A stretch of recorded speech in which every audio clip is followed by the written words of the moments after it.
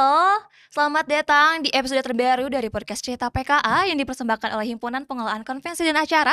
Kenalin, nama aku Aca dari Pengelolaan Konvensi dan Acara semester 4. Nah, biasanya kan yang nge-host itu Kak Hakim sendirian atau kadang aku ditemenin sama Kak Hakim nih. Tapi kali ini aku host tuh sendirian nih, agak sedikit sendu tapi nggak apa-apa ya Creative People. Nah, di Cerita PKA kali ini, selain hostnya sedikit berbeda, topik pembahasannya juga pasti berbeda dong. Nah, kali ini Cerita PKA bakal ngebahas tentang salah satu mata kuliah yang paling seru nih, apalagi kalau bukan Creative Event. Nah, Creative Event itu sendiri adalah salah satu mata kuliah di semester 5 yang dimana para mahasiswa-mahasiswa itu diwajibkan untuk membuat suatu event yang pastinya harus kreatif dan berbeda dari sebelum-sebelumnya. Terus creative event ini tuh sebetulnya agak challenging banget sih menurut aku pribadi ya. Karena dari segala tema, persiapan, dan eksekusinya tuh cuman dilakuin sama mahasiswa-mahasiswi dari Prodi PKA. Tetapi tetap diawasi oleh dari program studi dan dosen. Buat tahu lebih lanjut ada apa aja sih di CS sebelumnya atau mungkin Creative People tuh pengen nonton CS sebentuk kayak gimana, bisa banget nonton after movie-nya di YouTube channel Creative People. Mungkin cukup ya dari aku untuk pengenalan awal dari Creative Event ini. Gimana kalau kita langsung aja nanya-nanya ke Project Manager dan Project Officer dari CS tahun lalu nih yang ada di kanan dan kiri aku nih. Boleh mungkin kakak dipersilakan untuk memperkenalkan dirinya? Boleh mungkin dari kelas A dulu mungkin ya. Oke, halo semuanya. Perkenalkan, nama aku Ismi. Aku dari PKA 6A. 2023 aku menjabat sebagai Project Manager dari CE Japanisia Matsuri. Oke, perkenalkan, nama aku Farhan Najib Biwatullah, biasa dipanggil Ahan. Kebetulan aku sebagai Project Officer dari CE 5A Japanisia Matsuri tadi. Terima kasih.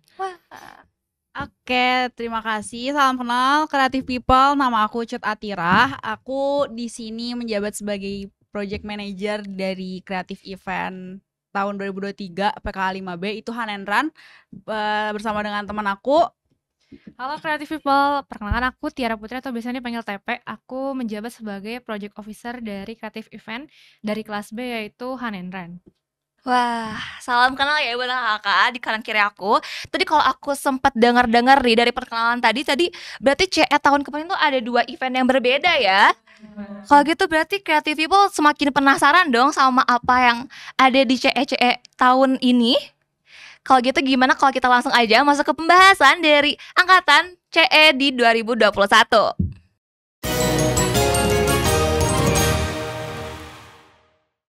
Nah, untuk pertanyaan pertama, boleh dong mungkin dijelasin dari konsep creative event di kelas kakak masing-masing. Mungkin dari tim Japanese dulu mungkin? Boleh. Oke, jadi di sini aku mau ngejelasin sedikit nih tentang apa sih Japanisia Matsuri itu apa ya? Jadi Japanisia Matsuri itu sebenarnya adalah acara untuk memperkenalkan budaya dan pop culture tentang Jepang nih. Jadi bagi orang-orang yang suka Jepangan kayak gitu itu bisa banget, karena isinya itu ada edukasi juga, terus ada kayak sebagai tempat untuk berekspresi dan sebagai hiburan mengenai Jepangan itu sendiri. Contohnya kemarin itu kita ada performance, kita bagi menjadi 3, ada performance, exhibition, satu lagi itu competition. Nah, selain itu juga kita ada side event-nya nih, yaitu ada Maid Cafe, terus juga ada talk show nih, talk show tentang edukasi belajar di Jepang, terus juga mengenai culture budaya Jepang kayak gitu. Terus terakhir itu pokoknya ada gongnya, itu ada parade ex Hanabi sih terakhirnya. Kayak gitu sih singkatnya. Berarti tadi selain eventnya tuh hiburan, ada juga edukasinya. Bener terus ada banget tadi culture-nya. Iya, culture-nya. Terus ada Hanabi. Kapan lagi kan dapetin event Japanese tapi tetap dapet culture Jepang banget gitu. Jepang banget. Apalagi kalau bukan di Japanisia Matsuri. Mungkin boleh dari konsep kakak-kakak dari Hanenran? Oke, boleh. Aku izin jelasin ya. Jadi kalau Hanenran itu adalah kompetisi treasure hunt atau treasure hunt competition. Jadi kompetisi mencari harta karun gitu, di mana teman-teman atau para pesertanya itu diminta untuk memecahkan clue untuk akhirnya akan mendapatkan hadiah sebesar 10 juta rupiah. Nah, kebetulan Hanenran sendiri ini kemarin tuh kita ngadainnya di Bandung Zoo, teman-teman. Jadi nanti kalian mencari harta karunnya itu ditemenin sambil keliling Bandung Zoo dan ketemu sama hewan-hewan yang memang ada di Bandung Zoo itu sendiri. Kayak gitu sih. Seru singkatnya. banget. Berarti seru banget ya, kita mau nyari harta karun tapi kita juga bisa bangkit sambil lihat hewan-hewan di Itu benar, itu. sekitar. Kapan Betul lagi banget. nggak sih? Berarti ini 2 konsep yang benar-benar unik terus berbeda banget dari Beda banget. event-event yang sebelumnya. Nah, mungkin kan aku tuh pasti tahu banget ya, buat milih suatu tema itu pasti susah banget nih. Pasti banyak banget pilihan-pilihan sebelumnya. Tapi gimana sih dari kakak-kakak sendiri untuk memilih tema dari CE angkatan kakak ini? Akhirnya terpilih nih gitu. Gimana tahapannya?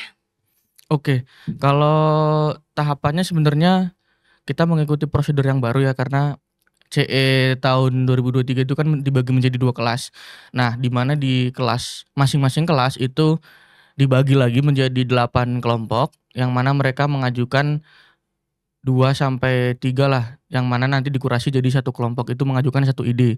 Kemudian bedanya itu bukan di kita yang memilih untuk menjadi 2 atau 3 besar, tapi dari dosen dengan aspek penilaian yang menurutku memang sangat ketat ya, dari mulai segi realistis, kemudian segi historinya gitu. Jadi ketika udah dikurasi sama dosen menjadi 2, itu baru kesepakatan antar kelas untuk mengajukan satu event yang emang bakal kita laksanain jadi creative event gitu sih. Kalau prosesnya sih kurang lebih kayak gitu. Berarti melalui proses yang lumayan panjang ya, Betul, dari betul. 8 kelompok terus dipecah lagi jadi disatuin lagi mungkin ya, disatuin lagi jadi beberapa konsep ide yang dipilih sama dosen. Berarti itu tahapannya panjang dan kakak udah berhasil ngelewatin, applause banget sih. Keren banget ya. Nah, terus pasti kan di sebuah event tuh pasti bakal ada banget yang namanya struktur organisasi, struktur panitia. Nah, kan ini kakak-kakak nih ibaratnya kayak kepalanya nih. Gimana sih kakak membuat struktur panitia tersebut gitu? Bagaimana pemilihannya, orang-orang pemilihannya tuh gimana caranya? Mungkin dari Harendran terlebih dahulu. Oke, tadi mungkin ngelanjutin dari yang pertanyaan sebelumnya dulu mungkin ya. Jadi kalau misalnya dari emang secara garis besarnya itu ada konsep-konsep yang memang dipilih sama dosen dan akhirnya jadi tema itu gitu yang dinaikin gitu. Kita sebelum ke struktur nih ya. Sebelumnya. Boleh. Aku ngelanjutin yang dari Ahan. Itu kalau misalnya di Hanenran itu kita memang udah milih satu tema, tapi memang di dalamnya lagi tuh kita ada ngerubah lagi nih konsep dari si yang punya konsepnya gitu. Jadi emang mungkin berbeda dengan Japanisha Matsuri yang memang udah mungkin udah jelas dari segi acaranya seperti apa gitu. Kalau misalnya Hanenran itu awalnya memang kita tuh rencananya itu untuk olahraga, bukan untuk games gitu ya, olahraga. Jadi untuk target marketnya itu pelari, karena emang tren tahun itu tuh banyak banget yang ikut event-event lari, bahkan di mana-mana tuh banyak banget dari Pocari Run segala macam. Nah, kita tuh akhirnya mengadaptasi si run itulah gitu. Cuman memang dari satu aspek dan yang lainnya pertimbangan dari dosen juga kesulitan dan tantangan gimana sih ngelaksanain acara di kota itu dengan berbagai macam tempat ya yang kita gunakan, itu tuh dari safety-nya itu kurang. Akhirnya kita simplifikasi nih jadi ke Bandung Zoo kayak gitu. Kalau penambahan dari Hanenran sih kurang lebih kayak gitu. Kalau untuk struktur panitia memang simpelnya itu kita awalnya tuh dari dosen ya, dari kita dulu yang ngajuin ya. Jadi kita tuh buka form untuk teman-teman semua di kelas itu, mereka tuh minat dan bakatnya tuh kemana sih, dari track recordnya juga mereka seringnya di mana gitu. Itu juga jadi pertimbangan. Jadi kita sebarin form ke mereka ini, mereka maunya di mana, karena kan emang akan lebih baik dan lebih enak kalau misalnya sesuai dengan keinginan mereka ya gitu. Jadi kita buka dulu untuk itu. Terus kira-kira pilihan lainnya tuh pengen kemana sih selain di kebiasaan mereka. Mungkin ada yang biasa di graphic design, tapi mungkin gue juga suka nih sama marketing, jadi gue pilihan keduanya marketing kayak gitu-gitu. Terus akhirnya kita berdua berembuk lihat oke, si ini kesini karena dari pengalaman mereka juga akhirnya kita ajuin itu ke dosen, dan itu juga atas persetujuan dosen untuk anak-anak ini dipatenkan jadi kepanitiaan Hanenran itu sendiri gitu, di divisi tersebut lah istilahnya kayak gitu. Kurang lebih sih kayak gitu. Mungkin ada yang mau ditambahkan? Boleh, berarti langsung ke Japanisha. Kalau dari Japanisha kurang lebih sama ya, cuman yang menjadi sedikit pembeda itu kalau dari Japanisha itu kita membuka sebesar-besarnya, karena kan buat teman-teman yang belum tahu, jadi di CE ini tuh dosennya dibagi menjadi 2. Jadi dosen yang A ada 4 dan 1 instruktur, dosen yang B juga ada 4 dan 1 instruktur. Jadi mungkin berbeda dosen juga berbeda perlakuan. Jadi kalau di Japanesia yang CEA itu sangat dibebaskan, bahkan ada beberapa anak yang biasanya selalu di sini, mereka nggak mau di sini, itu kita nggak masalahin. Jadi karena ini tahap mereka buat belajar, jadi kita itu sangat membuka bagi mereka yang pengen di divisi lain lah, mencoba dan sebagainya gitu. Jadi kalau di kita lebih ke konsultasi, tapi persetujuan atau tidaknya itu kembali ke anak-anak gitulah. Jadi kembali ke teman-teman kita gitu. Berarti mungkin dari Japanese Mas itu lebih ke musyawarah mungkin ya. Tapi kalau di kelas B mungkin lewat G-form dan tetap juga ya Oke, intinya kayak ya mungkin kalau kita sendiri itu karena balik lagi perbedaan dosen itu kan mungkin dari dosen yang memang membimbing kita itu melihat juga gitu karakter anak-anaknya kayak gimana dan pengen ikut serta dalam penentuan kepanitiaan lah gitu istilahnya kayak gitu sih. Oke, berarti dua-duanya mungkin agak sedikit berbeda ya dalam pemilihan struktur kepanitiaan, tapi tetap aja lancar-lancar aja mungkin ya, masih tetap jalan-jalan aja ya. Iya ya, masih tetap lancar banget nih gitu. Terus kan aku tuh tahu banget ya untuk event kali ini, CE kali ini tuh tanpa bantuan dana dari kampus. Betul kan ya Kakak ya? Nah, aku boleh tahu nggak sih gimana strategi nih dari para panitia untuk mendapatkan dana secara mandiri yang membuat kreatif event ini berhasil untuk dijalankan? Mungkin boleh dari yang mana? Oke. Ariran? Oke, izin jawab ya.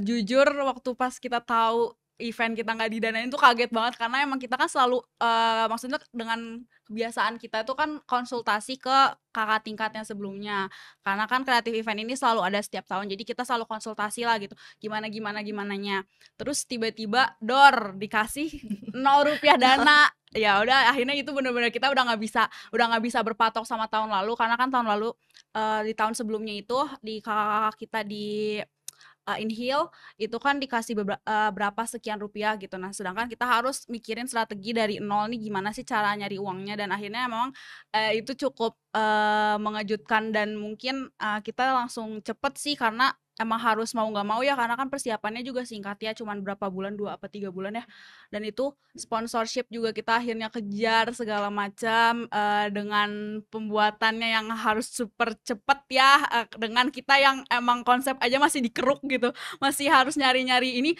revisi konsep yang ini ganti-ganti jadi gini sedangkan itu kan menentukan ya dari segi marketnya juga awalnya kita pelari jadi marketnya berbeda lah istilahnya gitu marketnya untuk yang suka Pandora Experience kayak gitu-gitu istilahnya itu juga mempengaruhi dari segi cari uang kita karena kan proposalnya juga harus ganti segala macam ya sesimpel itu sih harus ganti-ganti aja sebenarnya dan harus gercep buat nentuin gimana kita nyari sponsor karena emang kita berpatoknya ke sponsor dan fundraising itu di dana usaha ya dana usaha itu saja sih kalau Wah, agak sedikit aku juga shock sih dengarnya Kak. Tadi katanya cuman persiapan 2-3 bulan tapi tetap berhasil, keren banget. Ya. Mungkin dari Japanese Matsuri ada perbedaan strategi?